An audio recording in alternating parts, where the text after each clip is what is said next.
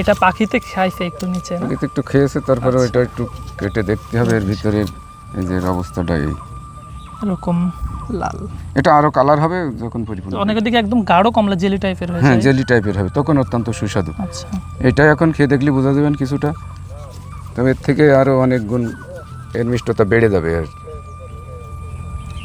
এই যে মানুষ বলে গাবের মতো হলেও গাবে তো প্রত্যেকটাই 2-4-5টা করে বীজ থাকে, আর এর 2-1টা বীজ আছে, সবগুলোই নেই। বীজ থেকে যদি চারা হয় তাহলে ওই চারাগুলো থেকে ফল হবে? এটা সময় লাগবে অনেক, এবং মাতৃগুণাগুণ যদি ঠিক না রাখে তাহলে ভালো হবে না। এই খেয়ে দেখো কীরকম লাগে, মানে যা মিষ্টতা আছে আরও অনেক গুণ বেড়ে যাবে তুলে রাখা। একটু কষ্ট ভাব আছে কিন্তু মিষ্টি আছে। মানে কষ্টার আসল কারণ হচ্ছে যে প্রচুর পরিমাণ আয়রন বহন করে, যার কারণে কষ্টটা একেবারে পাকার পরও কিছুটা থাকবে। আচ্ছা, মিষ্টি আছে, অনেক জেলি টাইপের, একটু জেলি টাইপের হলে তখন কষ্টটা থাকবে না আর কি।